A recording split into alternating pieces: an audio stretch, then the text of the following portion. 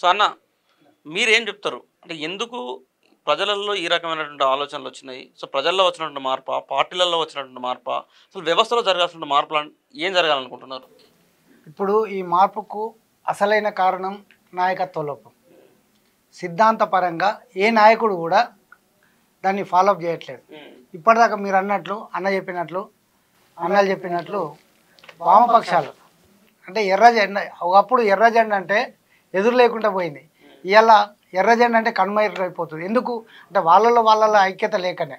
ఇవాళ సిపిఎం ఉన్నారు. మేడే వచ్చిందంటే ఇక్కడ సిపిఐ ఇక్కడ సిపిఎం ఉండి దునియాక మజ్దూర్ ఏకో అంటారు, కానీ ఇద్దరు ఒకటి కాదు. ఎందుకు ఇట్లా ఇది వైఫల్యం. అందుకే ఒక కవి అన్నాడు, ఎర్ర జెండను ఎట్ల ముంచినారు కమ్యూనిజాన్ని కాట్ల కలిపినారు, దొంగ కమ్యూనిస్టుగాలను ఎండగట్టరండో నాయన, భారతదేశం భాగ్యసీమరా కనీస అన్నట్టు ఈ దేశంలో సకల సంపదలు ఉన్నాయి, కానీ దాన్ని స్వార్థకం చేసుకునే నాయకత్వం, బలమైనటువంటి నాయకత్వం రావట్లేదు. ఇంకోటి మీరు అన్నదానికి ఇవాళ ఇప్పుడు జరుగుతున్నటువంటి మార్పుల కారణం ఆనాడు బాబాసాహెబ్ అంబేద్కర్ ఆయన యొక్క ఆలోచన విధానం, ఆయన యొక్క ఒరవడి, ఆయన రచించినటువంటి ఆ మహాగ్రంథం భారత రాజ్యాంగం. అందులో మన ఇలా ఇన్ని మతాలు ఉన్నాయి. మన భారతదేశం లౌకిక దేశం అంటాం, అందరికి అన్ని మతాలు ఉన్నాయి, అన్ని మతాలకు స్వేచ్ఛనిచ్చింది. కానీ ముస్లింలకు ఖురాన్, హిందువులకు భగవద్గీత, సిఖ్లకు ఇంకోటి, తర్వాత క్రైస్తవులకు బైబిల్. కానీ ఈ మూడు మతాల కంటే ఈ మతాలు మంచి నేర్పవు, కులం కూడుబెట్టదు. ఈ మూడు మతాల కంటే, ఈ మూడు గ్రంథాల కంటే మనిషికి విలువనిచ్చినటువంటి అసలైన సిసలైన గ్రంథం భారత రాజ్యాంగం. అది ప్రతి ఇంట్లో ఉండాలి, ప్రతి వ్యక్తి చదవాలి. అది అప్పుడు.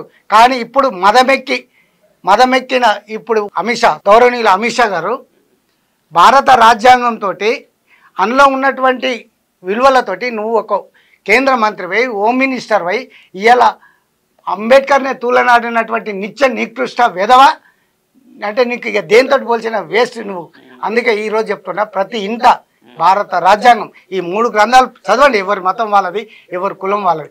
కానీ దాంతోపాటు రాజ్యాంగం యొక్క విలువలను, భారత రాజ్యాంగ పుస్తకం ప్రతి ఇంట్లో ఉండాలి, ప్రతి వ్యక్తి నేర్చుకోవాలి. అణగారిన వర్గాల యొక్క ప్రతి ఇంట్లో అంబేద్కర్ ఫోటో ఉండాలి, ఖచ్చితంగా ఉండాల్సింది. అంబేద్కర్ యొక్క స్ఫూర్తి, ఆయన కష్టపడిన విధానం, ఆయన వ్యక్తిగత జీవితంతో పాటు ఈ దేశం కోసం, అణగారిన వర్గాల కోసం, వాళ్ళ యొక్క అభివృద్ధి కోసం ఆయన పడినటువంటి తపన ఏదైతే ఉన్నదో, సో అది ప్రతి మానవుడు తన జీవితంలో తను బతకడంతో పాటు సమాజం కోసం ఎట్లా బ్రతకవచ్చు, ఏ రకంగా మనం జీవించవచ్చు, ఎట్లా ఫైట్ చేయవచ్చు అనేది నేర్చుకోవాలంటే అంబేద్కర్ యొక్క ఫోటో ఖచ్చితంగా ఇంట్లో పెట్టుకోవాలి.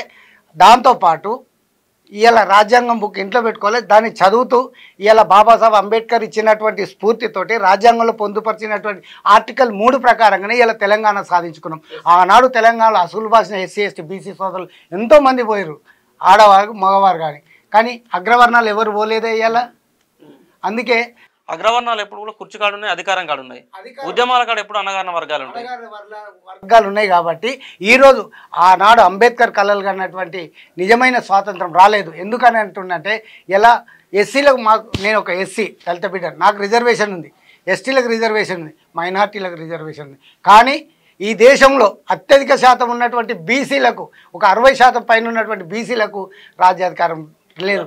ఏదో ఎక్కడ జనాలు ఎక్కువ ఉంటే అక్కడ ఒక సీట్ ఇస్తాం, పోరా నువ్వు నిలబడి నీ సత్తా ఒకటి గెలుచుకో అని ఇప్పుడు అగ్రవర్ణ పార్టీలు వీళ్ళున్నాయి. కాబట్టి ఎవడైతే ఏందురో చెట్టు మీది కొంగలే, జనం సొమ్ము తిన మరిగిన బట్టేబాజీ దొంగలే అనే అగ్రవర్ణ పాలకులు ఉన్నంతసేపు ఈ అణచివేత జరుగుతూనే ఉంటుంది. కాబట్టి ఈ అణచివేతను కూకటెలతో పెకిలియాలంటే ఎస్సీ ఎస్టీ బీసీ మైనార్టీలమంతా ఒకటై బీసీ రాజ్యాధికారం ఉన్నప్పుడే, 60% ఉన్న బీసీలకు న్యాయం జరిగినప్పుడే అంబేద్కర్కు నిజమైన మేము నివాళులర్పిస్తాం, జోహార్లు అర్పిస్తామని చెప్పి తెలియజేస్తున్నాను. మీ కలల ఇల్లు హైదరాబాద్ ఫిజాదిగూడలో అందుబాటులో ఉంది. 86 గజాల విస్తరణ, 1500 స్క్వేర్ ఫీట్, కార్పెట్ ఏరియా, ప్రశాంతమైన వాతావరణం, విలువ పెరుగుతున్న ప్రాంతం, అదిరిపోయే డబుల్ బెడ్రూమ్ ఇల్లు, బ్యాంక్ లోన్ సౌకర్యం కలదు. ఈ అద్భుత అవకాశాన్ని మిస్ కాకండి. మరిన్ని వివరాల కోసం సంప్రదించవలసిన నెంబర్లు.